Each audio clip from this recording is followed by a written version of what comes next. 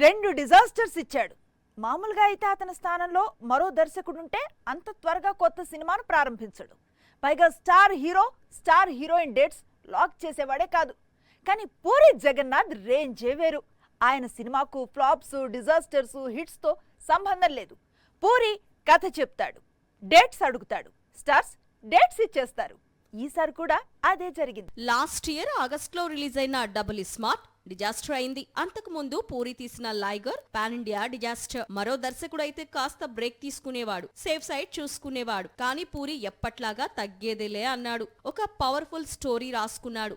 విచిత్రంగా Sethupathi Tabu combination fix చేశాడు. సేతుపతి గురించి గతంలోనే కన్ఫర్మ్ చేశాడు. ఇప్పుడు టబు కూడా తన ప్రాజెక్ట్ లోకి ఎంట్రీ ఇచ్చిందని ఈ ఫోటోతో చెప్పాడు పూరి. టాలీవుడ్ కు ఎప్పుడు పిలిస్తే అప్పుడు టబు వచ్చేస్తుంది.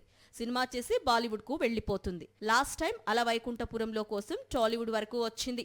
Story ready, hero heroine dates ready. ఇక షూటింగ్ స్టార్ట్ చేయడమే బ్యాలెన్స్ అనుకుంటున్నాడు పూరి.